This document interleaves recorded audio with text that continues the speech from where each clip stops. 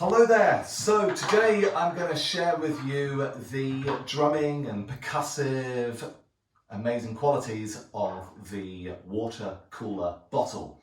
Okay, so apart from the thing I'm going to show you specifically in this video, the water cooler bottle is a brilliant improvisation if you are learning djembe or conga techniques and you don't actually happen to have those to hand at the time. You can learn the bass and the tone and the slap on the surface of the water cooler bottle. I'll just give you an example. That will give you some kind of a bass. That will give you a tone. You can also practice the tone and the slap.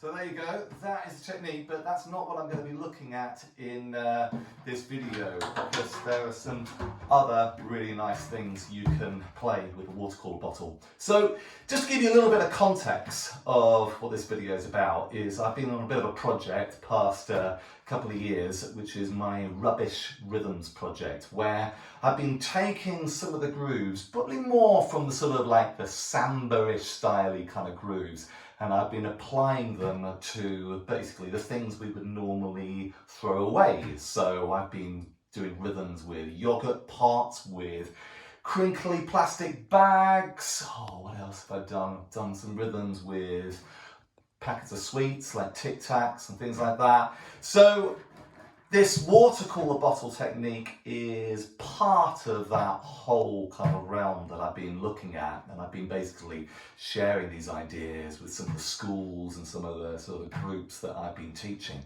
So basically what I'm going to show you more with the water cooler bottle is the way you can use this as a kind of a pulse maker when you're doing some other arrangements with kind of junk percussion music.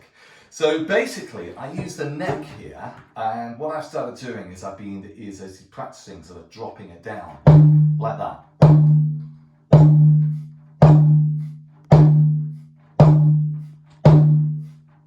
Okay, so obviously it's about getting that sense of pulse, but as you see, the neck is just sort of coming down here in a controlled way, so I can get this nice kind of boom and this humming sound afterwards.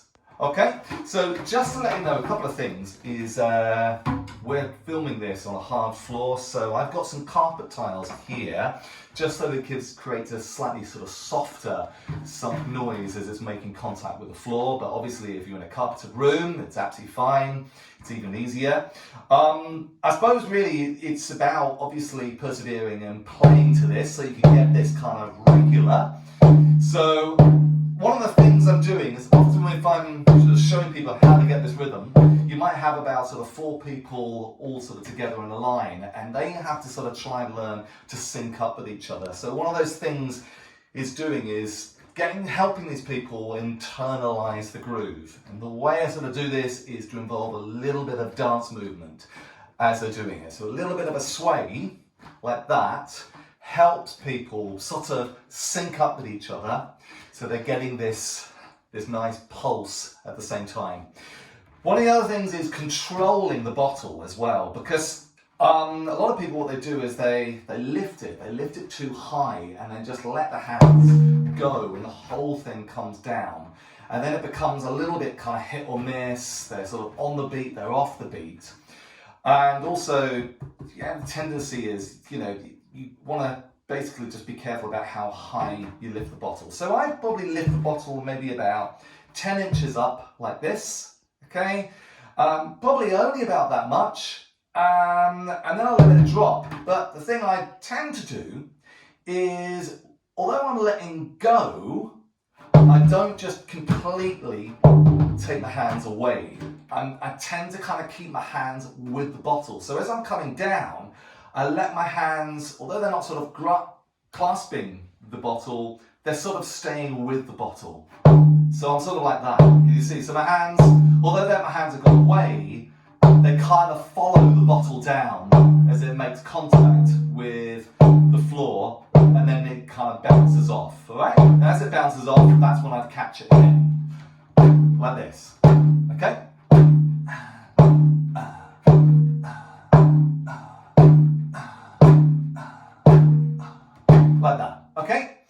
So once you've got people getting themselves synced up and they can keep something steady with that, which really just boils down to developing that ability to internalize a sense of pulse, basic timekeeping. There are some other little things that you can add to it. So I call this, I suppose I call it the catch really. So I'm here, 10 inches up, I'm following down as it comes down to the floor, but as I come up, I'm going to catch it with my hands, okay?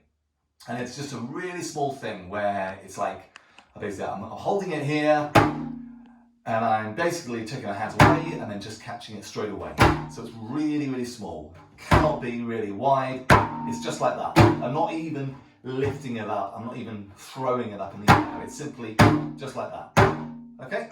So that maybe in itself, you might just want to practice that so you got something controlled. But then once you get used to that kind of catch technique, applying it to the drop would be something like this.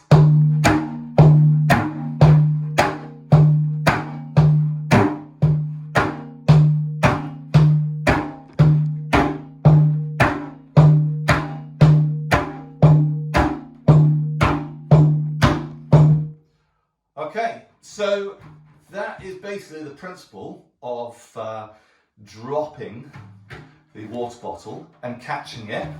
The final thing I'd say is that mastering some of these quite sort of bespoke kind of creative techniques, for me it's been all about developing subtlety. So there is subtlety, like any instrument that you'll find that you have to work on. That stuff is hard to sort of put in the video because it gets a bit kind of, what's I say, microscopic. But there's certain things about, for example, the way my hand is, okay? If my hand's too stiff, I'm going to lose the flow and I'm going to sort of lose that technique. My hand is sort of holding it, but my hand is really relaxed, so we can get that nice kind of like catch sound afterwards.